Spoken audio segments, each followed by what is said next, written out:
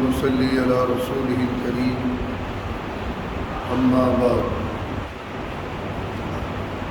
بسم الله الرحمن الرحيم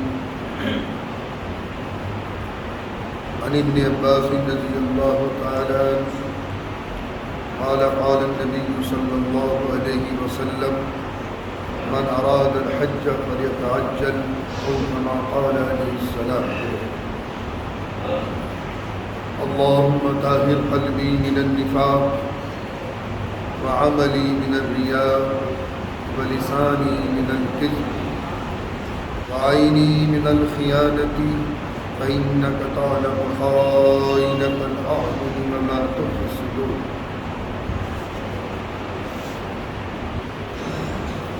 عزیزان گرامی،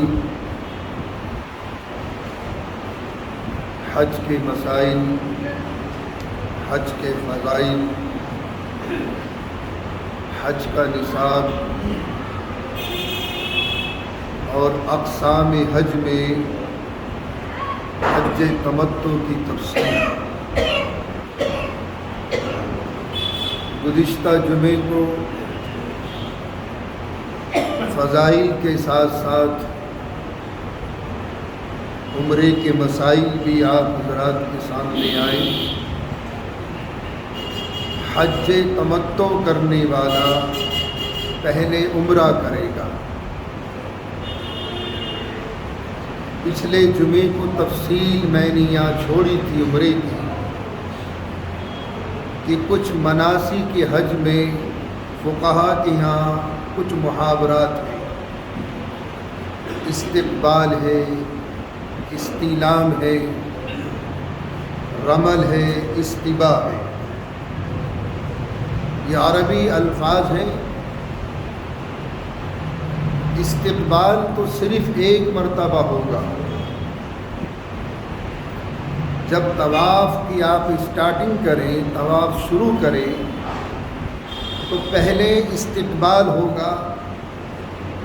خانہ کعبہ کی طرف کو دونوں ہاتھ کر کے بسم اللہ اللہ اکبر وللہ الحمد کہہ کے ہاتھ چھوڑ دیں. اس کا نام استقبال ہے. دوسرا لفظ ہے استلام. استلام میں بوسہ لینا، چومنا. لیکن چونکہ آپ حالت احرام میں ہوں گے اور حجر اسود کے سمت چاروں طرف یہاں تک کہ خانہ کعبہ کی غلاف پر بھی خوشبو لگی رہتی ہے.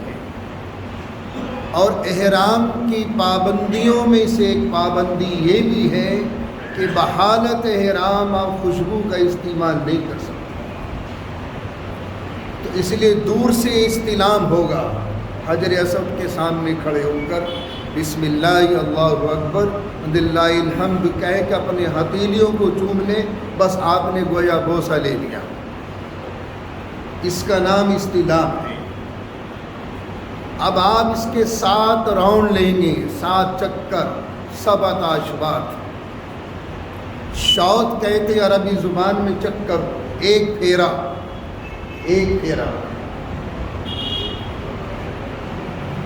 ہر پھیرے پر استلام ہوگا،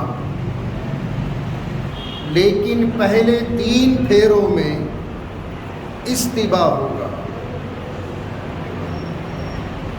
اپنے سیدھے کندھوں کو کھولیں گے اور الٹے کندھے کو ڈھانپ لیں گے. رمل بھی ہوگا. اب اگر 3 پھیروں میں رمل کے معنی ہے اکڑ کر چلنا، کندھوں کو مٹکا کے چلنا. 3 پھیرے مکمل کرنے کے بعد چاہے تو آپ چادر کو ڈھک لیں، ورنہ یہ کندھا کھلا رکھیں، کوئی حرج نہیں، کوئی دم واجب نہیں.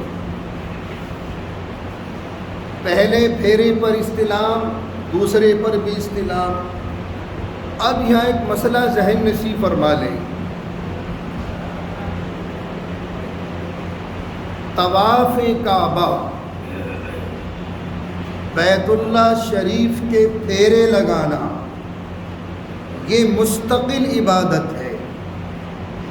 یہ مستقل عبادت ہے اور اتنی عظیم عبادت ہے کہ طواف کرتے ہوئے آپ خانہ کعبہ کو بھی نہیں دیکھ سکتے. جبکہ خانہ کعبے کا دیکھنا بہت بڑی عبادت ہے، لیکن دوران طواف چکر کاٹتے ہوئے، پھیرا لگاتے ہوئے آپ خانہ کعبے کو بھی نہیں دیکھیں گے، نیچی نگاہ کر کے اپنے چکر کاٹتے رہو گے۔ لیکن آج ہم نے طواف کو پکنک اسپاٹ بنا لیا، طرح طرح کی سیلفیاں وہاں سے ریلیز کرتے ہیں، اپلوڈ کرتے ہیں، آڑے ٹیڑے ہو کر میاں وہ فوٹو کھنچوا رہے ہیں۔ یہ کیا ہے؟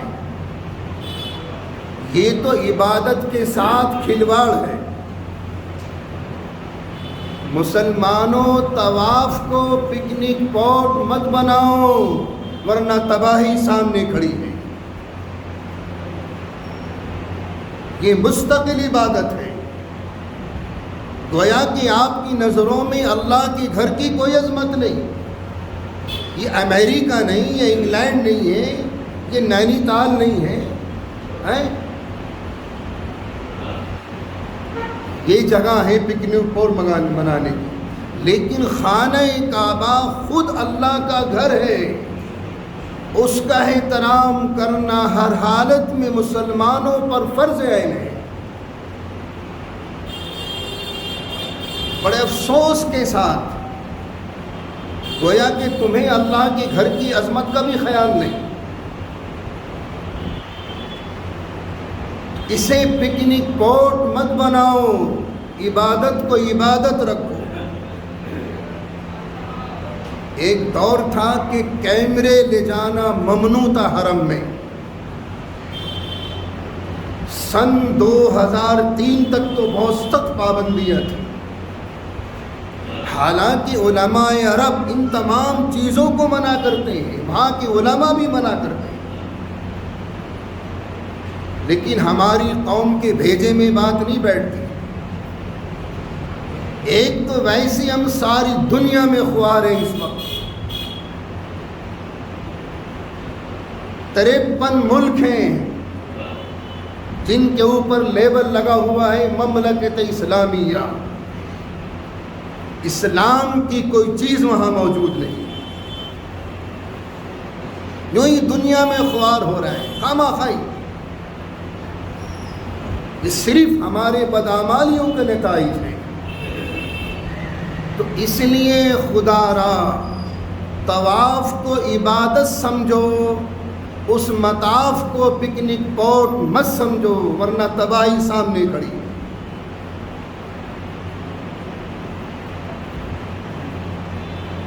ایک دو حدیثیں بھی اور ذہن نشیں فرما لیں، بڑے کام کی حدیث ہے۔ رکن یمانی اور حجر اسود ایک ہی لائن میں ہے۔ جب آپ طواف کا چکر شروع کریں گے تو حجر اسود سے، مقام ابراہیم سے ہوتے ہوئے رکن عراقی پڑھے گا، دوسرا کونا رکن عراقی، تیسرا کونا رکن شامی، اور یہ چوتھا کونا یہ رکن یمانی۔ رکن یمانی سے لے کر حجر اسود تک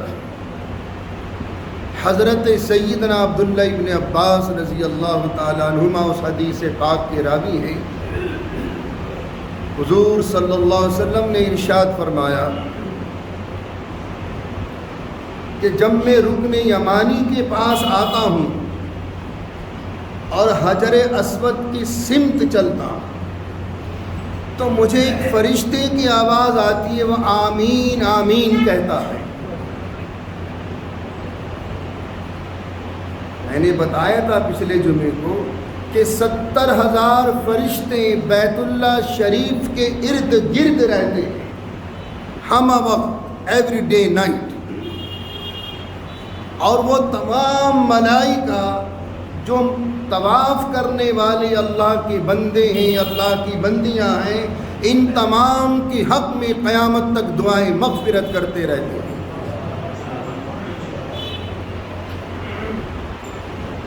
تو حضور پاک علیہ السلام نے ارشاد فرمایا کہ جب آپ رکن یمانی سے لے کر حجر اسود کی سمت چلیں تو ربنا آتنا فی الدنیا حسنۃ وفی الآخرۃ حسنہ وقنا عذاب النار، یہ دعا مانگو۔ فرشتہ آمین کہتا ہے، اور جس کی دعا پر فرشتے نے آمین کہہ دی اللہ کے یہاں مقبول ہو گئی۔ ایک عمل تو یہ۔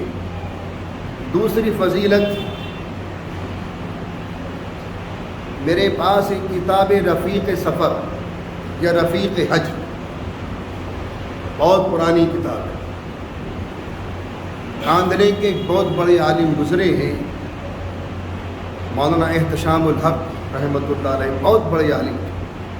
انہوں نے یہ رفیق حج کے نام سے کتاب لکھی ہے۔ اس کے صفحہ نمبر 98 پر ایک حدیث ہے، حج کرنے والا یا عمرہ کرنے والا مکے میں بائی چانس بیمار ہو جائے، بائی چوائس نہیں، بائی چانس، اچانک بیمار ہو گیا،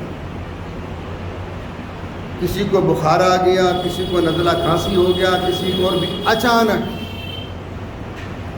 آقا نے ارشاد فرمایا میرا وہ امتی جو حج پر آیا ہے، میرا وہ امتی جو عمرے پر آیا ہے، اگر ایک دن بھی مکے میں بیمار ہو گیا تو اللہ رب العزت والجلال 60 سال کی عبادتیں اس کے نامہ اعمال میں لکھ دیں گے۔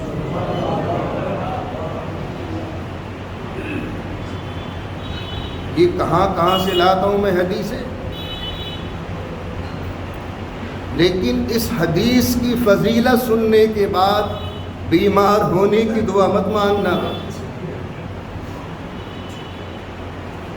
کہ میاں مولوی صاحب نے، مفتی صاحب نے حدیث بیان کر دی تھی، میاں دعا نہیں، اچانک بیمار ہو گیا، بخار آ گیا، کچھ نزلہ کھانسی ہو گیا، سر میں درد ہو گیا، پیروں میں درد ہو گیا، یہ تو آج کل سوغات ہیں بیماریاں۔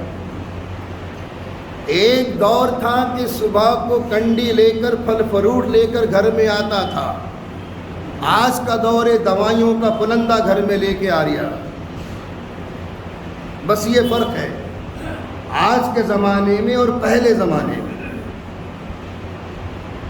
یہ حدیث بہت امپورٹنٹ ہے کہ اگر وہ میرا امتی ایک دن بھی دوران مکہ، قیام مکہ، ایک دن بھی بیمار ہو گیا تو 60 سال کی عبادت کا ثواب اللہ اس کے نامہ اعمال میں لکھ دے گا۔ بہرحال 3 چکروں میں رمل ہوگا، عورتیں رمل نہیں کریں گی، وہ اپنی چال پر چلیں گی، اور پھر جب آپ کے 7 چکر مکمل ہو جائیں، 7 پھیرے، تو یہ آپ کا طواف مکمل۔ اس طواف کے بعد 2 رکعت نماز نفل واجب اسی مطاف میں پڑھنے، افضل تو یہ کہ مقام ابراہیم کے آس پاس پڑھیں، لیکن آج کے دور میں وہ 2 رکعت نماز تو کیا، کھڑا ہونا بھی 1 سیکنڈ بڑا مشکل ہے، اتنے جمع غفیر ہوتا ہے۔ مطاف میں، حرم کے دالانوں میں، جہاں بھی آپ کو وقت ملے، بشرط یہ کہ اوقات مکروہہ نہ ہو، زوال کا ٹائم نہ ہو، طلوع کا ٹائم نہ ہو، غروب کا ٹائم نہ ہو، کیونکہ ان اوقات میں نماز پڑھنا بالکل جائز نہیں، چاہے فرائض ہو، واجبات ہو، سنتیں ہو، مستحب، کچھ بھی ہو، اوقات مکروہہ ہیں۔ اگر آپ نے اتفاق سے بعد عصر طواف شروع کیے اور کرتے کرتے مغرب ہو گئی تو مغرب کے بعد ادا کرو،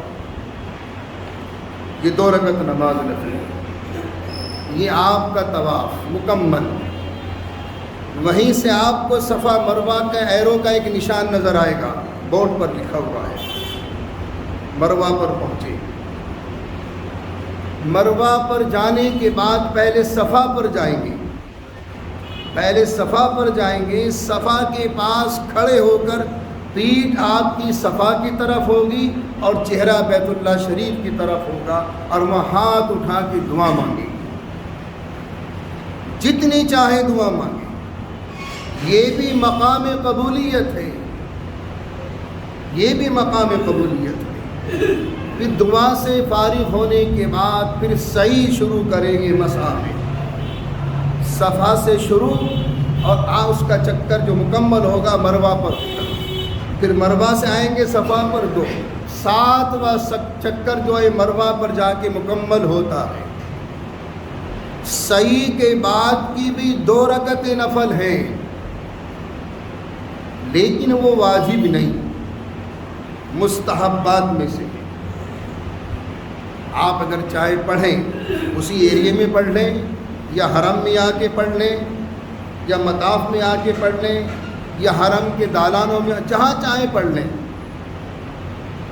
یہ آپ کا عمرہ مکمل۔ اس کے بعد باہر نکلیں گے، حلق کرائیں گے یا قصر، سر منڈوا لو یا ہلکے ہلکے بال کتروا لو۔ آپ کے ساتھ آپ کی بیوی ہے، آپ کی بہن ہے، کوئی محرم ساتھ میں ہے تو اپنی چوٹی کے 3 حصے کرے گی اور 1 قوروے کی بقدر وہ اپنے بال کاٹ دے گی۔ اب حلال احرام کی پابندیوں سے باہر آ گئے، ابھی آپ کا عمرہ مکمل۔ تو حج تمتع کرنے والا پہلا عمرہ کرے گا اور 8 ذی الحجہ کی صبح کو نیت احرام کی، حج کی نیت سے احرام باندھے گا 8 ذی الحجہ کی صبح، اور پھر آپ کی روانگی ہوگی مینا میں۔ مینا میں پہنچ کر ظہر پڑھیں گے، عصر پڑھیں گے، مغرب پڑھیں گے، عشاء پڑھیں گے، فجر پڑھیں گے۔ اب ایک مسئلہ ذہن نشین فرما لیں، جن کا قیام 15 دن سے کم کا ہے وہ تو قصر کرے گا، جن کا قیام 15 دن سے زیادہ کا ہے، قصر ٹوٹ گیا، وہ پوری پڑھیں گے۔ یہ مسئلہ بڑا مختلف ہی رہتا ہے مینا میں، ہر حاجی مفتی بن کر بیٹھ جاتا ہے، ہر حاجی فتوے دینے شروع کر دیتا ہے۔ مسئلہ یہ ہے، اگر آپ کا قیام 15 دن سے کم کا ہے تو قصر، 15 دن سے زیادہ کا ہے تو پوری پڑھیں۔ یہ مینا میں یہ عمل کرنے، ظہر پڑھنی ہے، عصر پڑھنی ہے، مغرب پڑھنی ہے، عشاء پڑھنی ہے۔ بہت سے لوگ فجر سے پہلے ہی نکلنا شروع ہو جاتے، نہیں، سنت یہ ہے کہ فجر کی نماز پڑھ کے طلوع کا انتظار دیکھیں، اور بعد طلوع پھر آپ عرفات کی طرف روانگی ڈال دیں۔ انشاءاللہ یہاں سے باقی تفصیل آئندہ جمعے کو آئے۔